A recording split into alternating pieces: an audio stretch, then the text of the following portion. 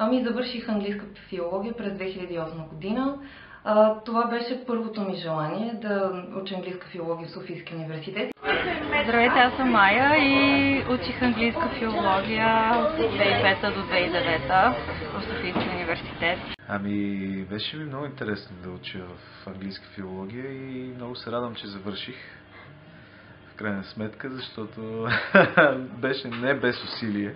Най-интересно в английска филология за мен беше ученето на литература. Обаче не такова, каквото хората си го носят от средното образование, малко по-различно, с повече преживяване. Аз всъщност винаги съм искал да се занимавам с литературата и с езика от най-различни гледни точки, от най-различни ъгли. Така че образованието тук в този факултет, образованието по английска филология ми даде точно тази възможност. И бях доста доволен още от самото начало. Започнах да следвам тази специалност с голямо желание и амбиция. Това беше първото ми единствено желание, когато си подавах документите за кандидатстване в университета. Малко се бях отвял към края на следването.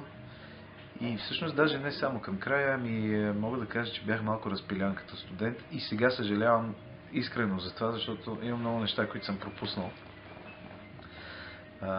Като например голяма част от литературата, която не съм прочел. Но въпреки това, чувствам, че това беше моето място. Знанията и уменията, които придобих тук, ми помогнаха и в реализацията, но и в живота. Филологическото образование, си мисля, дава една широта, която не всички специалности могат да предложат.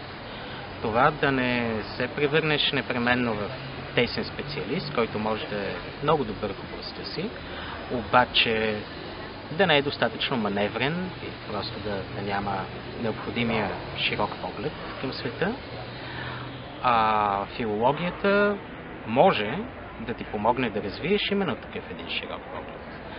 Ако, разбира се, ти си достатъчно насочен и амбициран и интересуващ се да си вземеш от нея това, което ти трябва. Исках да уча английска филология, защото ми бяха казали, че се учи латински и също така исках да изчета всичката класическа литература, американска и британска.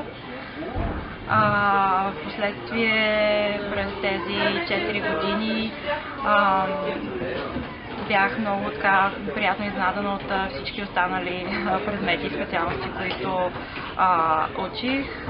Някои от тях бяха доста практически насочени, други пък ми разшириха мирогледа и научих много за англоязичната култура, идеи, начин на живот. Най-интересно беше, че бях завършила английска гимназия и аз вярвах, че нивото на английски ми е много добро. Обаче, когато дойдох тук, аз всъщност разбрах, че нищо не знам и че ако искам нивото ми да е много добро, трябва да уча още много повече и колкото повече учех, толкова повече разбирах, че още повече не знам. И това беше едно предизвикателство за мен, което продължава и до ден днешен. Все още не вярвам, че нивото ми е достатъчно добро. Най-важният курс, който взех за цялото ми изследване, който ми е оставил най-трайна слеза, е курса по творческо писане. При един прекрасен човек, който ме научи на страшно много неща. Този курс ми помогна много не само за самото писане, а и за това да не се страхувам, да се изявявам пред други хора. Впоследствие, очевидно, освен английски език, който използвам и в професионалната сфера, и в личен план, свързан с пътувания и четене на литература, използвам и страшно много умения и нагласи, които усвоих покрай всички лекции и упражнения. Но исках да стана актьор и певец и всъщност английски ми беше много важен.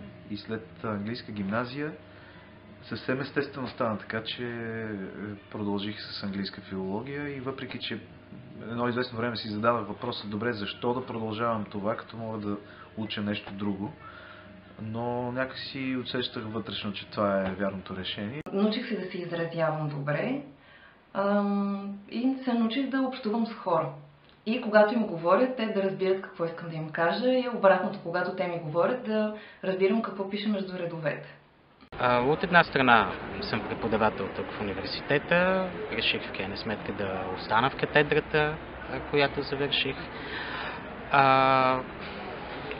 Имам някакви известни резерви да се наричам писател, защото просто тази дума на български е обрасъл с много такива възвишени патетични значения, но добре, написал съм 4 книги, 2 сборника с разкази и 2 романа, последният от които като че ли се радва на добър успех. Сега работя като журналист в BTV, в новините и на пръв поглед няма нищо общо с това, което завърших. Но на втори прочит има много общо, защото тук осъзнах как да използвам правилно най-важният инструмент в нашия живот, това е езика. Но това е наистина свързано с работата ми в момента, защото аз пиша много текстове за песни на английски, доста ме търсят също мои колеги, приятели, музиканти. Освен това снимам като актьор в чужди продукции, което нямаше как да се случи без много сериозно познаване на езика и така работа върху акцент. И работи като диктор с английски език. Творческият директор в една рекламна агенция дава тон, мога така да кажа, на екипа. Той е нещо като диригент, както е режисьора, може би в филмите, човек, който задава тон за целия екип, в каква посока да се работи, изважда най-доброто от хората в екипа и заедно с тях постига най-доброто, на което е способен. Други 15 на книги, без да се ангажирам с точна бройка, съм превел, като преводът за мен сигурно не само работа, то и удоволствие. И да, бих казал, че отношението към превода като удоволствие определено беше нещо, което развих тук в филологията. И преди това, разбира се, ми беше интересно, обаче тук просто човек има възможност толкова много да се занимава с това и да се усъвършенства, че така, наистина не съм благодарен за тази възможност. В момента работя в неправителствения сектор и работя заедно в час и ролята ми е да намирам бъдещите участници в програмата, които искат да се преборят с една огромна социална несправедливост, а именно неравния достъп до качествено образование на децата в България. Какво ще правя? Пиша рецензии за книги, напоследък по-малко, защото се старая все пак малко да си намаля най-различните занимания, но това пък от друга страна също е нещо, което мисля си дължа до някъде на факултета по класически и нови филологии, на това, че съм много, че не се задълбах единствено в една литература, английската или пък българската, че съхраних и развих интерес към това, което е световната литература, към това да намирам книги и автори от най-различни страни, най-различни езици,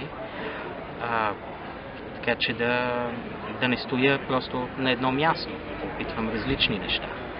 И мисля, че тук човек може да получи действително вкус към разнообразието. Сигурно четенето на книги и общуването с текст е най-полезното, което може да се случи на един човек.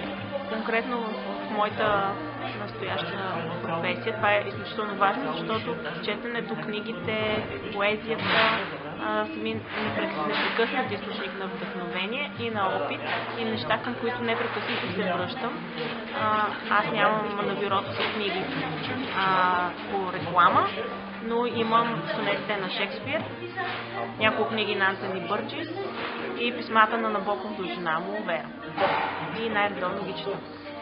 Ами с музиката са неразривно свързани нещата, защото аз всъщност си слушам англоязична музика от дете и с това съм си откърмен и Още на времето, като бяхме деца с брат ми, се палехме по разни неща, като Jesus Christ Superstar.